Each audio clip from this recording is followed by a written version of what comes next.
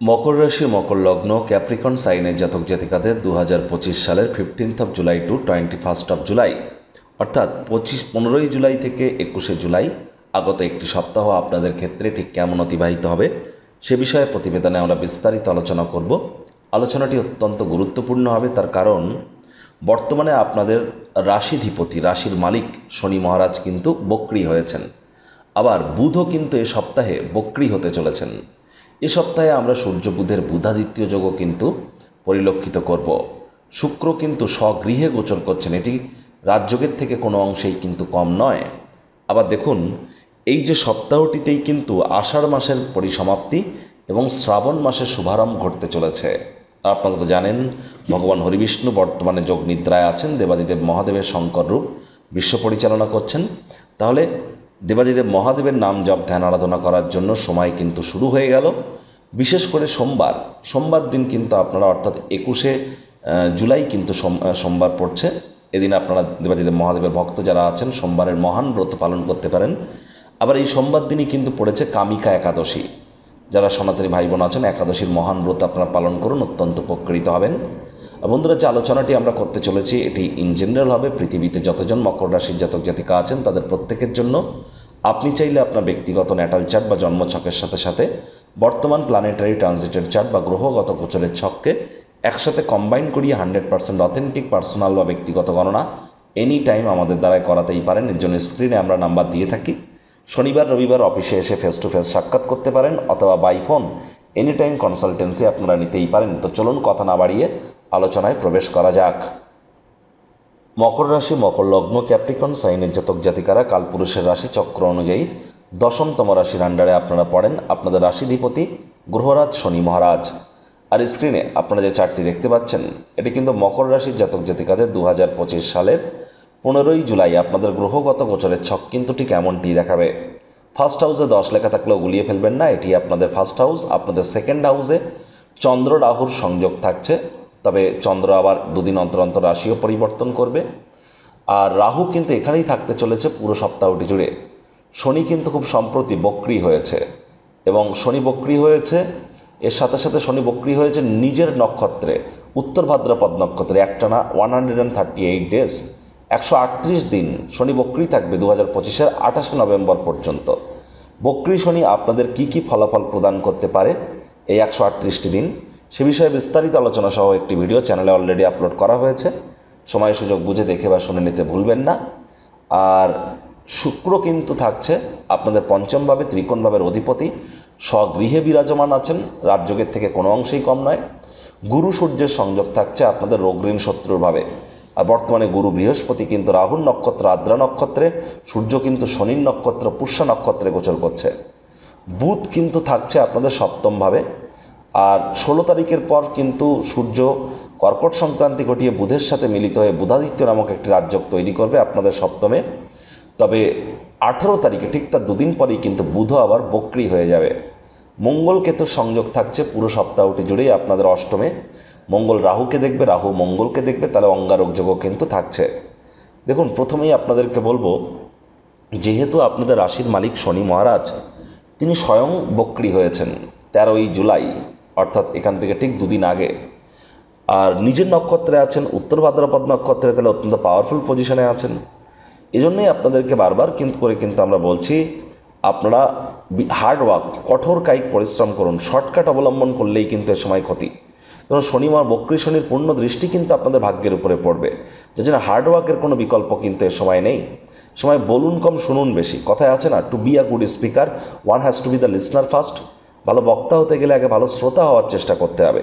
পিতা বা পিতৃতুল্য ব্যক্তিবর্গের শরীর স্বাস্থ্যের দিকে অতিরিক্ত নজর দিন, তাদের সাথে সম্পর্কের মজবুতির দিকে একটু নজর দিন। অহেতুক তর্ক বিতর্ক যেন করবেন না। আর তীর্থযাত্রা তীর্থ ভ্রমণের সুযোগ পেলে যেন হাতছাড়া করবেন না।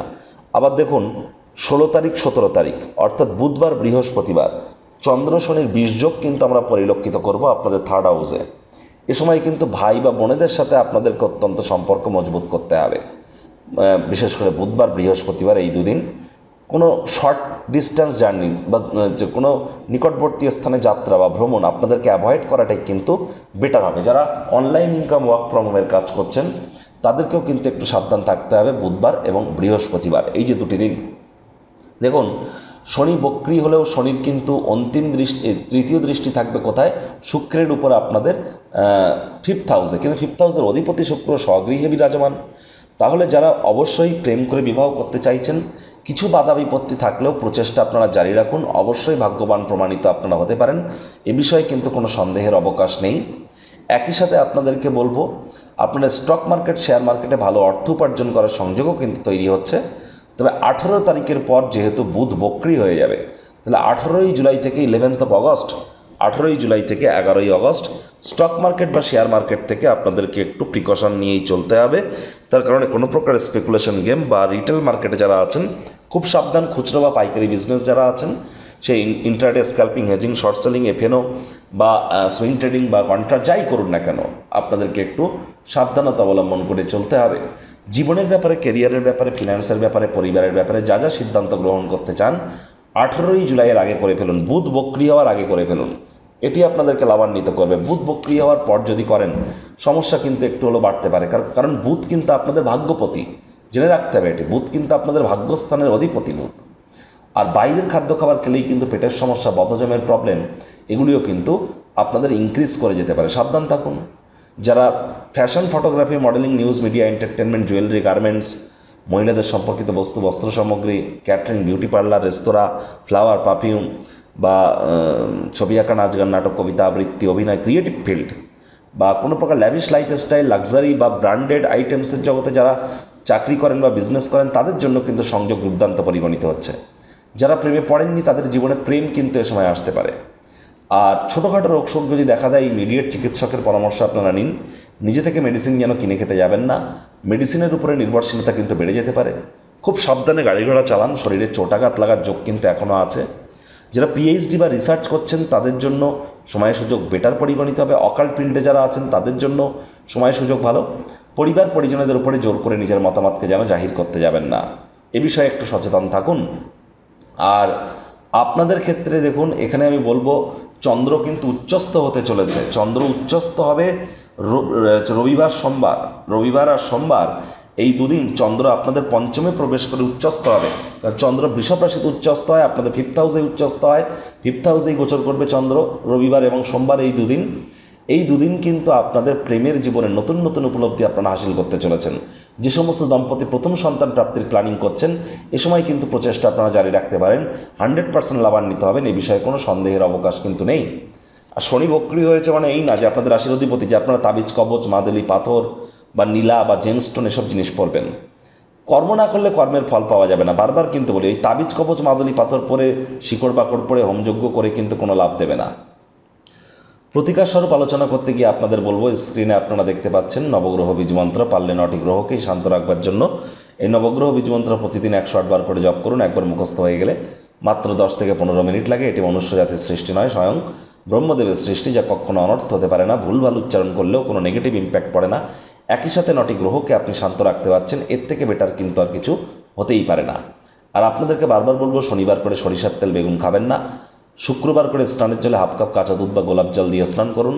বুধবার করে সবুজ ড্রেস পরুন, সবুজ শাকসবজি খান, রেগুলার একটি ছোট সবুজ এলাচ দাঁতে চাবান। ভাগ্যোন্নতি আপনাদের 100% ঘটবে। তো বন্ধুরা, প্রতিবেদনটি আপনাদের ঠিক কেমন লাগলো, আপনাদের সুচিন্তিত মতামত আশা করি আপনারা নিচের কমেন্ট বক্সে লিখে জানাবেন। ভালো লাগলে একটি লাইক করতে ভুলবেন না। এই আশা রেখে আমি আমার বাণীকে এখানেই বিরাম প্রদান করছি। সংসারে অশান্তি, প্রেমে বাধা বা বিবাহে অনিশ্চয়তা, ব্যবসাতে ক্ষতি বা চাকরিতে ডামাডোল, অসুস্থতা, দুঃখ, দারিদ্রতা থেকে কিছুতেই রেহাই মিলছে না, পরীক্ষায় ফেল, তাহলে আর দেরি কেন? জীবনের যাবতীয় সমস্যার সমাধান করব আমরা। বাস্তুশাস্ত্র, সংখ্যাতত্ত্ববিদ্যা, লাল কিতাব, বৈদিক জ্যোতিষশাস্ত্র, কৃষ্ণমূর্তি প্রভৃতি পদ্ধতিতে জন্মছক বিচার করা হয়। প্রয়োজন অনুভব করলে স্ক্রিনে ফ্ল্যাশ হওয়া নম্বরে যোগাযোগ করতেই পারেন।